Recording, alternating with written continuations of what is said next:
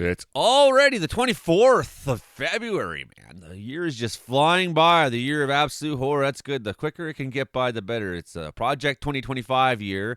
It's the year Project 2025, and the faster it goes by, the sooner we may all know if we actually survive this year that's before us.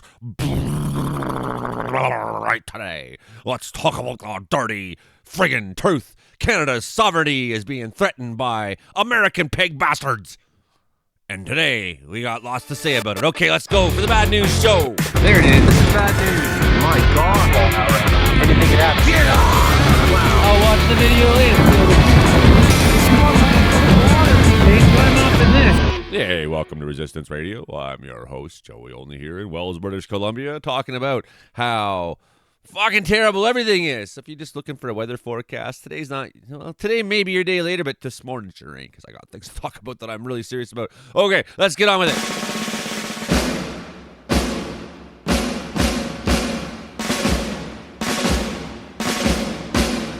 The Americans have been making some new measures to protect their border security.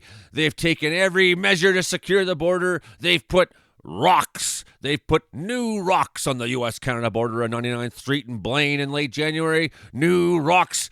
Security. Rocks are security. Rock hard. All right, so here's what someone says here. I'm pretty sure there's more people running from the U.S. and into Canada than the other way around. Who wants to have a president that acts like a 3-year-old and has failed and everything he's done, not to mention he's Epstein's sidekick?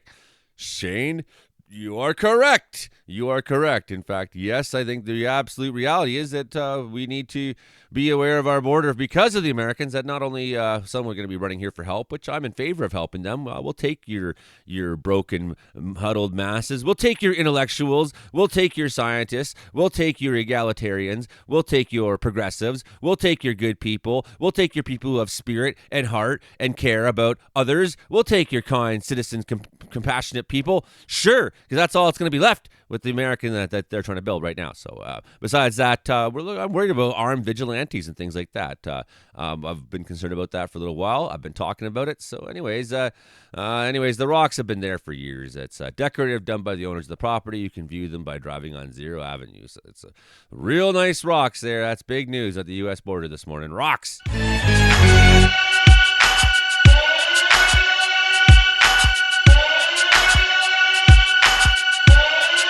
So there's been some debate now about the song Nazi Punks Fuck Off by the Dead Kennedys. So this person says, the Nazi punks fuck off for sure, but I'd love for Nazis who like other types of music and ones who don't like music at all to also fuck off. At the end of the day, I'm less concerned with their taste and preference with the fact that they're Nazis. So that's okay. But that said, if you're a Nazi who likes alternative rock, double fuck off. And then Brendel says there, Nazi adult contemporary fuck off. Tesla's stockpile of unsold cars is becoming so massive it is now visible from space. And that's where I hope the asteroid hits in 2032. Right there. Boom! In other messed up and completely disturbing news today, Google is now calling BC parks state parks. As you can see right here. BC parks. BC Provincial Park. Alice Lake Provincial Park. What does it say right there in the bottom? It says, it says state park. It shouldn't say that because it's not a state. Kokanee Creek Provincial State Park, and it shouldn't say that. Someone should die for just having put that on there. Someone at Google should be shot. Who are we going to shoot there? Someone at YouTube? Someone's going to get shot. Us fucking Canadians are coming for you. Calling it a state fucking park. The Syringa Provincial Park. It's a state park in British Columbia. It's not a state park. Why does it say that there? This is what so the Americans have figured out that you can just reify things. Well, what is reification, Joey? Well, reification is to do with the philosophical pursuits of ontology. Ontology being ontologos, the order of the universe being the logos. Well, what is the onto part? Well, the ontology, ontology is the philosophical pursuit of what is real, what exists.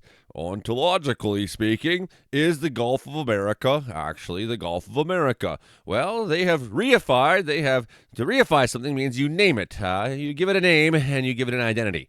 So they reify the Gulf of Mexico. All they have to say is go to a piece of paper and say, you're the Gulf of Mexico now.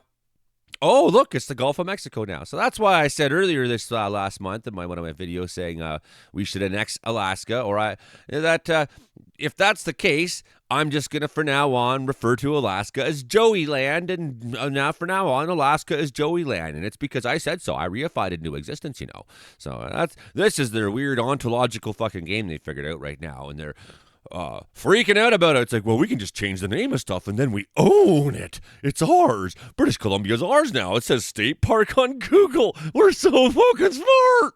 So meanwhile, the CBC yesterday decides to have this nice balanced episode.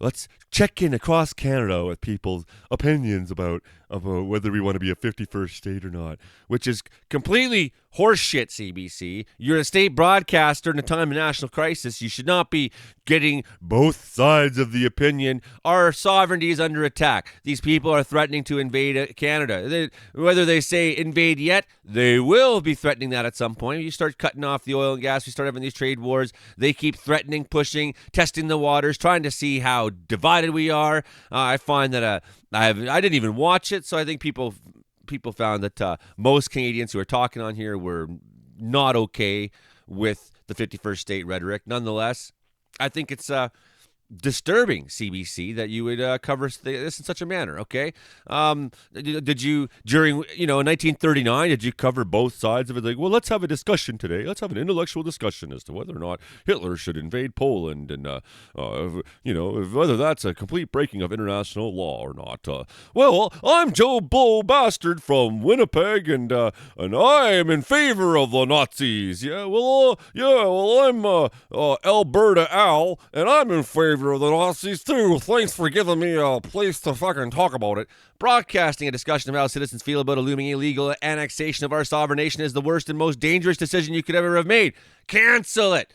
This is before it even happened. You are a national broadcaster and you want to legitimate this during what is a very serious and terrifying crisis facing our future. Ridiculous! I don't ever remember about Poland having friendly debates about the public's thoughts about the impending invasion by Nazi Germany. I'm absolutely shocked that anybody at CBC would think it's a good idea. Cancel it before you lose all credibility forever and are staying with helping to allow our country to lose our freedom and sovereignty. Shameful! Did I mention at all that I also hate this guy? I always hated this guy. I hated this guy since as long as I can remember. Yeah, it's the same Wayne Gretzky who actually might have had a choice to go to Toronto, might have actually become a Maple Leaf.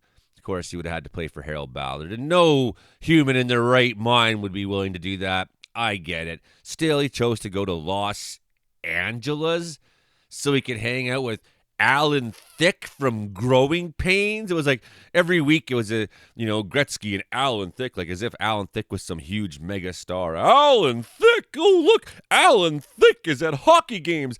Alan Thicke is a Canadian. Wow! Alan Thicke. Wow, he gets to talk to Kirk Cameron on the set. Meanwhile, Facebook continues to be a den of complete bullshit. It's now a complete propaganda machine. The entire purpose of Facebook is now under the ownership of Mark Zuckerberg. It is trying to drop ideas onto you. It's trying to, make you think a certain way. It's trying to lie to you so much that you can no longer tell what's lies and what's lies. And when Doc Parker was saying here, have you noticed the absolute ton of right-wing garbage pouring onto your timeline, coming in from sock puppet accounts innocuously called World of the Witty or Humor 2.0 or some other BS? It's often the same dreck you just blocked 3 accounts for. I used to check the main pages. Now I'm just blocking. And I say we go a step further than just blocking. One of my things I've been doing is I've been reporting these pages as spam or as false information. I just feel like if everybody starts, every time I see a page come on with like, how great Elon Musk is, he's saving us money. It's like, what fucking world is this where they thought that my algorithm wants to see this? What is it about me that the algorithm says, well, that's a guy who wants American propaganda. And then you have to think, is this targeted? Are they actually, going after progressives and just flooding their feeds with shit? I'm not sure about that, but it seems like a lot of people are having the same problem, right? So I think we just need to en masse report them. report these. These are unwanted pages and unwanted advertisements that are just in my feed, okay? It's like 1 out of 5 things on my feed now is actually something from one of my friends. It's like, first you got the reels with the tits, it's all the titty girls, that softcore porn titty girls, fucking woo woo, this is reels. They're like spinning around in their bathroom and taking a selfie. They have nothing to fucking say about the world, nothing positive to add, but they got tits. Here we are, tits, softcore porn on Facebook every fucking day, more tits for you, and then here I am as like this guy who's been single for years. I haven't touched tits in years. And every time I go on my Facebook now, I gotta like, by the way, reminder, tits exist. I'm trying to forget. By the way, tits exist. I'm trying to forget. By the way, Elon Musk is saving the world. No, he's not. By the way, here's some religious fucking service that you can go to online. Like, it's crazy. I've been literally getting lambasted with this bullshit.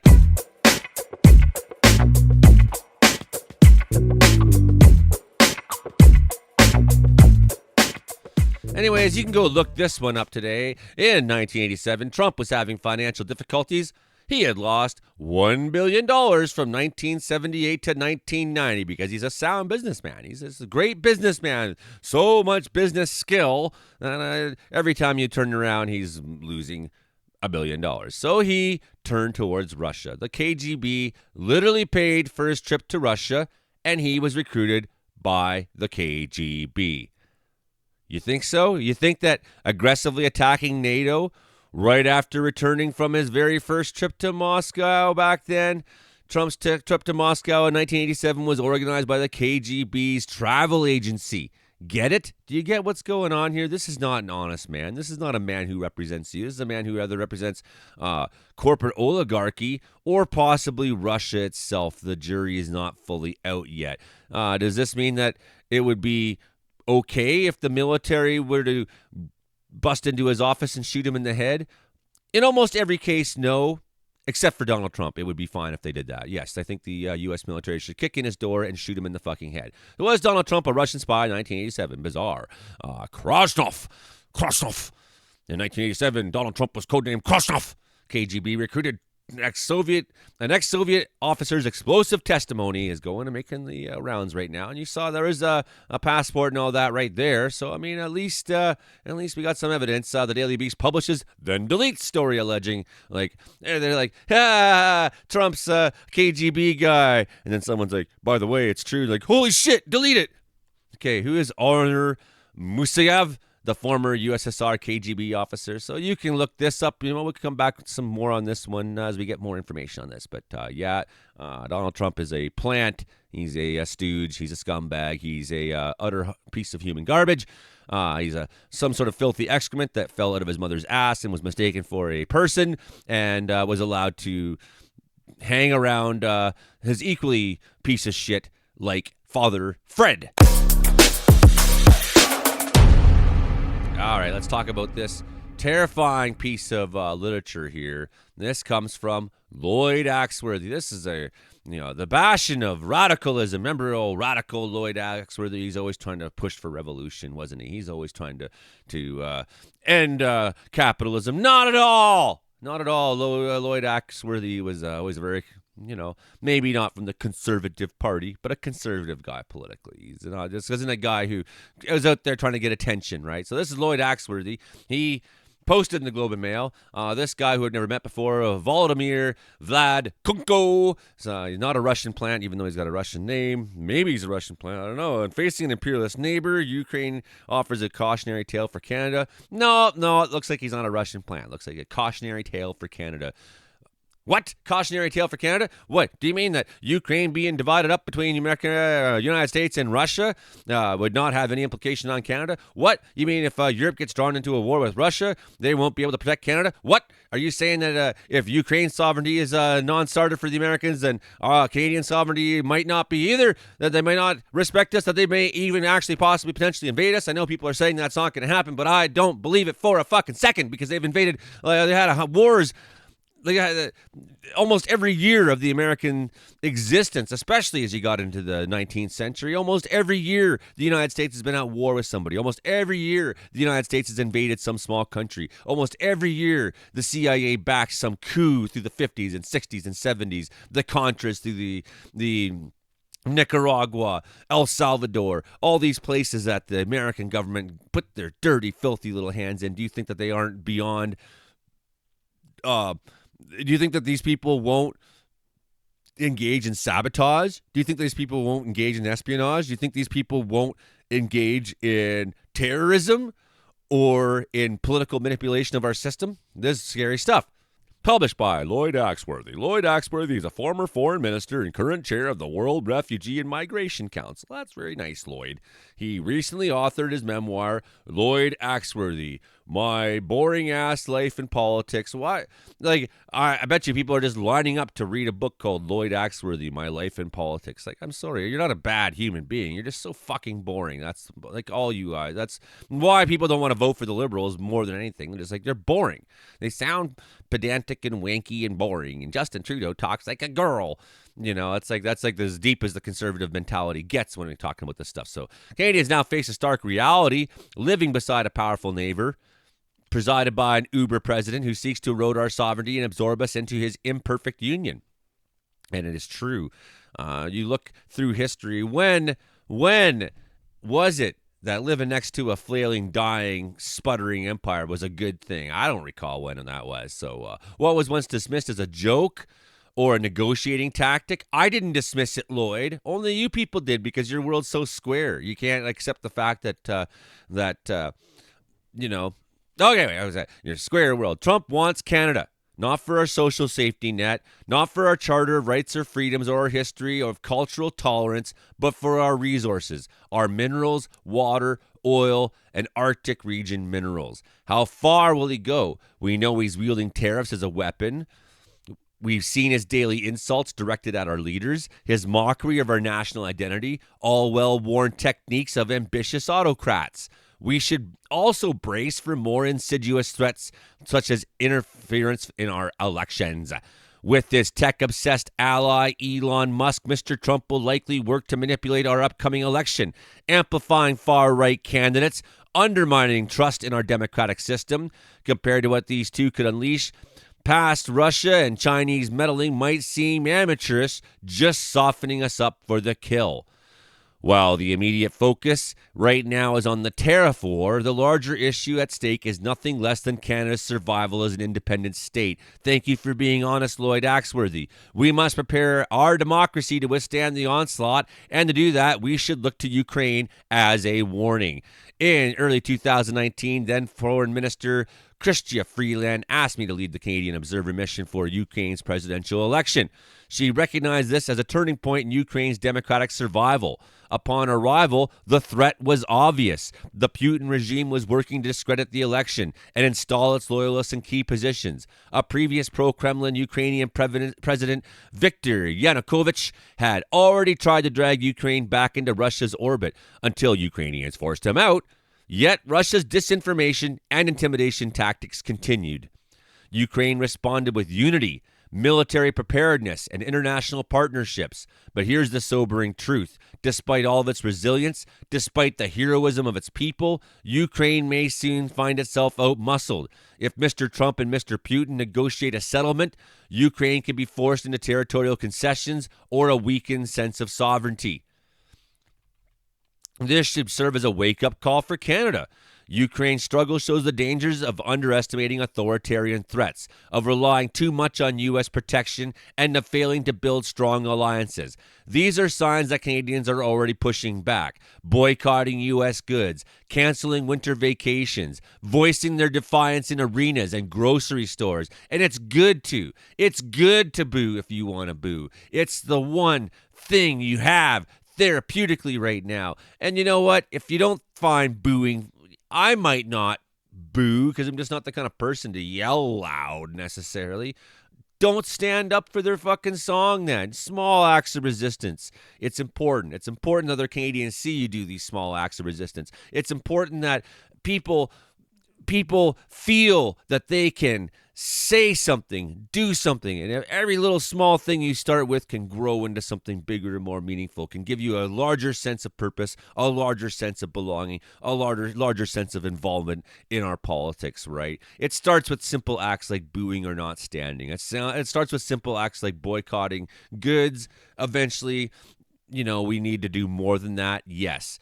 In terms of like just buying Canadian, it's clear that the Canadian corporate establishment is supporting the Conservative Party. That's who's paying for the Conservative Party. That's who's paying for Trump politics in Canada. So it's either buy America and support American fascists, or you buy Canadian and support American authoritarian regimes such as Pierre Poilievre. So let's have no delusions about buying Canadian only being a real solving of the problem, because it may help to fund and instill an equally right-wing government here in Canada. Let's have no mistakes about what we're talking about here. Pierre Poilievre is not your friend. Pierre Poilievre does not care about you. He doesn't care about your old grandmother. He doesn't care about your sick children. He doesn't care about you. He cares about your vote. He cares about his power. He cares about using you to help him get his power, but he doesn't care. He's incapable of it. He's a weasel. He's a career politician. It's all he's ever done. He's never worked a real job in his life.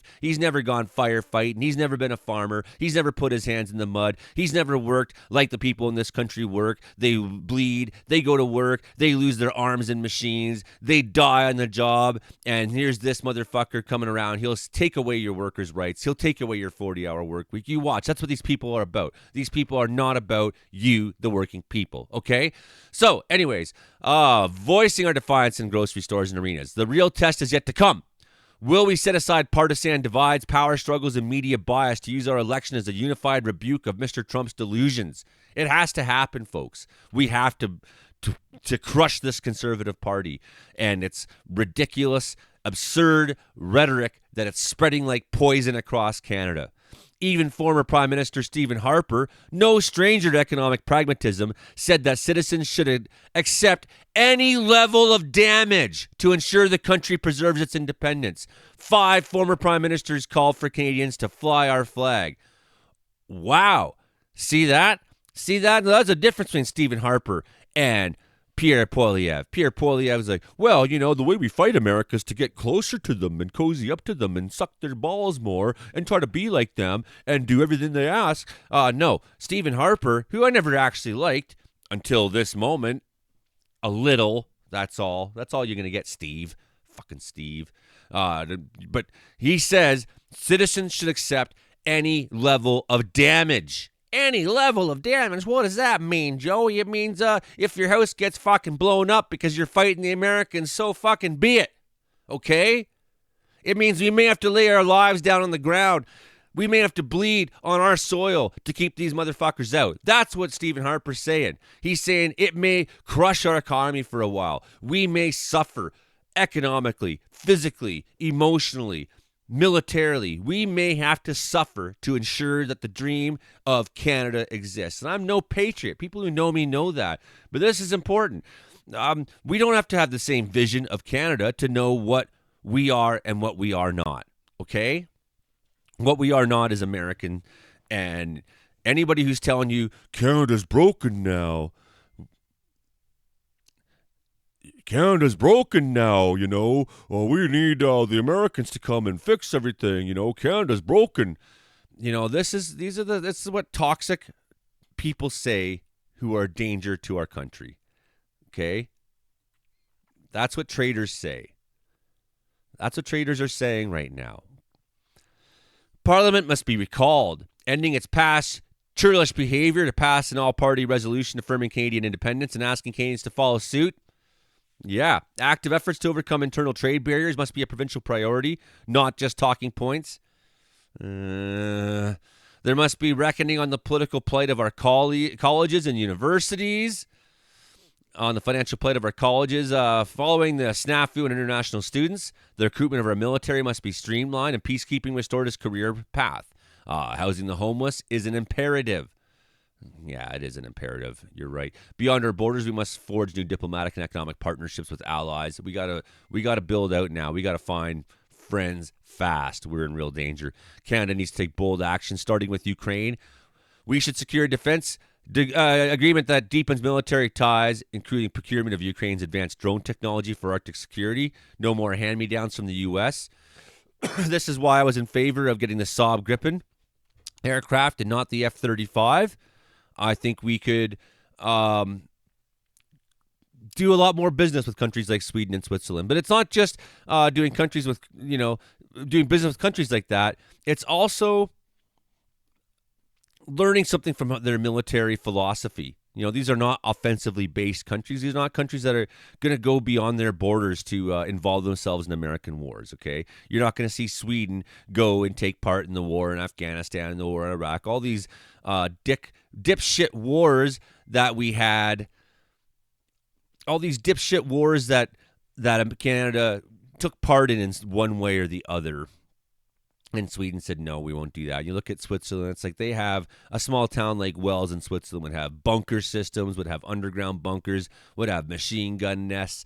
We have like a citizenry there who is ready and willing to defend. So I think we need to change our military philosophy. First of all, we're not going to be an offensive military. We can't go around the world fighting. We're not going to fight America's wars ever again. That's over. We must never join them in their fucking ridiculous bullshit wars ever again. You hear me?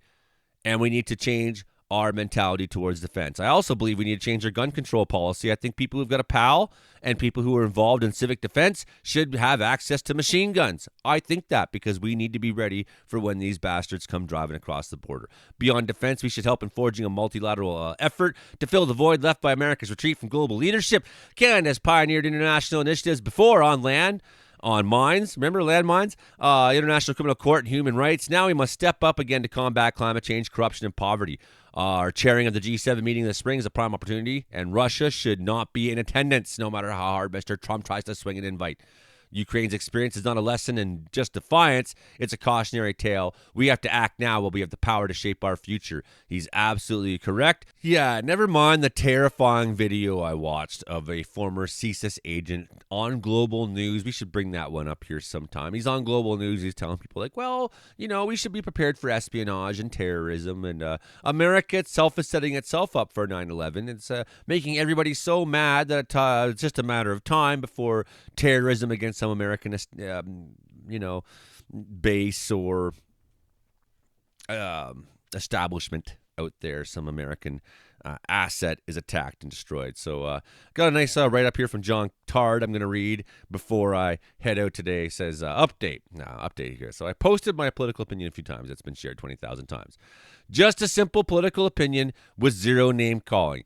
People are entitled to their opinions, but here is the difference. Conservative voters are an angry bunch. I've deleted up to 20 vile private messages so angry and hateful, and I get this too every day, and that's why I become more outspoken and more just fuck you, because I'm just tired of I tried to be nice for a long time and all I got was hate mail, death threats, and bullshit like that. That's how they behave in Canada. They don't have substantive opinions or ideas. They don't have a fucking clue. They don't have an answer to your knowledge or your facts or your information. All they have is, oh, you liberal, you woke, oh, conservative, all because I have an opinion doesn't coincide with theirs. These messages are increasing in volume. My opinion on this is they're scrambling. They're angered by the fact they may not get the majority they crave, so they take out their anger now on whoever they can. Well, what they're really accomplishing is pissing off those woke libtards, as they like to say, enough to get out and not only vote, but get everyone they can out to vote. Conservatives never miss a vote, and this time neither will the Liberals and NDP. I can handle the name calling because it makes me want to look. It just makes them look desperate.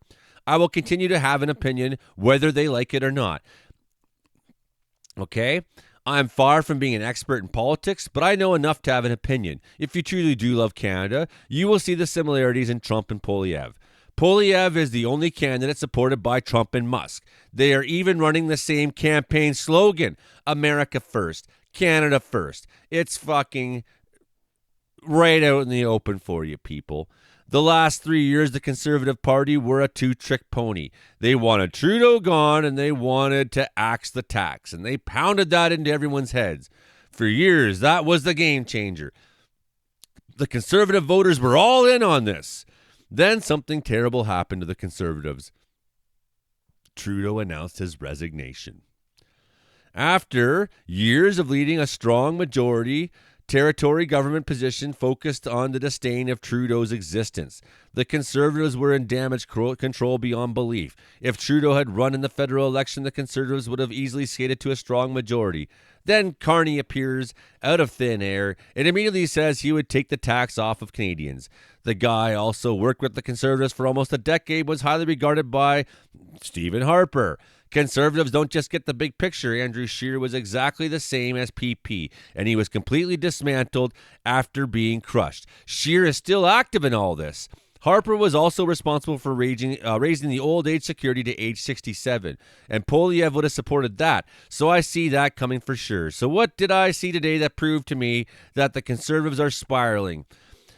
A meme of Mark Carney standing in a hockey net playing goalie, something he did very well his entire youth. The post was critical at how expensive Carney's shoes were. So this is from Pierre Poilievre, who has a 18-room house. He cares. He's got 18-room house, Pierre Poilievre does, but he cares about Mark Carney's shoes. That's what he's got instead of substance. Well, he's got rich man shoes. Oh, the shoes. Don't look at my 18-room house.